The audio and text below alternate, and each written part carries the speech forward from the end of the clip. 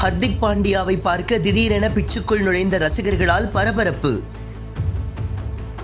விரட்டி சென்று பிடித்த மைதான காவலர்கள்.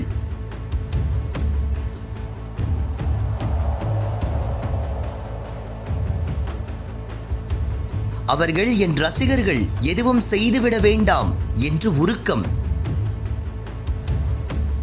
பெங்களூரு சின்னசாமி ஸ்டேடியத்தில்தான் இந்த சம்பவம் நடைபெற்றது. சையது முஸ்டாக் அலி டிராபி போட்டியின் அரையிறுதி ஆட்டத்தில் பரோடா மற்றும் மும்பை அணிகள் மோதின. இதில் பரோடா அணியின் சார்பில் ஹர்திக் பாண்டியா பங்கேற்றிருந்தார். அப்போது அவருடன் செல்ஃபி எடுக்கும் ஆர்வத்தில் 3 ரசிகர்கள் அத்துமீறி திடீரென பிச்சுக்குள் ஓடி வந்தனர். இதனால் அங்கு பெரும் பரபரப்பு ஏற்பட்டது.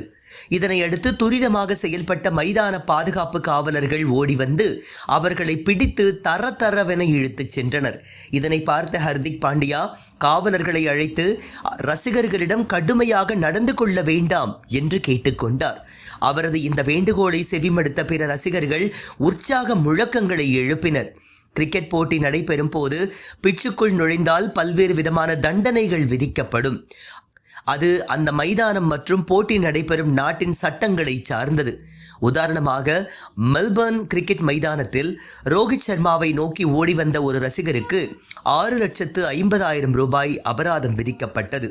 மேலும் ஒருவர் பிச்சுக்குள் நுழையும் போது அது போட்டியை எந்த அளவிற்கு பாதிக்கின்றதோ அதற்கேற்றாற் போல அபராதம் அல்லது சிறை தண்டனை விதிக்கப்படும். ஒருவர் பிச்சுக்குள் நுழைவதால் பந்து வீச்சாளர் அல்லது பேட்ஸ்மேனின் கவனம் சிதறி அது போட்டியில் தாக்கத்தை ஏற்படுத்திவிட்டால் கடும் தண்டனை விதிக்கப்படும். அதிகபட்சமாக $5,000 அபராதம் அல்லது 6 மாத சிறை அல்லது இரண்டும் சேர்த்தும் விதிக்கப்படும். எனவே ரசிகர்கள் இது போன்ற காரியங்களில் ஈடுபடாமல் இருப்பது நல்லது. காரணம், இது போன்ற நிகழ்வுகளில் சிக்கினால் அவர்களை பிரபல கிரிக்கெட் வீரர்களால் கூட காப்பாற்ற முடியாது. இந்த வீடியோவை உங்களுக்கு வழங்கியது www.aliaonlinestore.com. இந்த இணையதளத்தில் நீங்கள் ட்ரை ஃப்ரூட்ஸ், நட்ஸ், அதே மாதிரி குழந்தைகளுக்கு தேவையான டாய்ஸ் உள்ளிட்ட பல பொருட்களை நீங்கள் வாங்கிக்கலாம். ஒரு தடவை இந்த இணையதளத்தை விசிட் பண்ணி பாருங்கள்.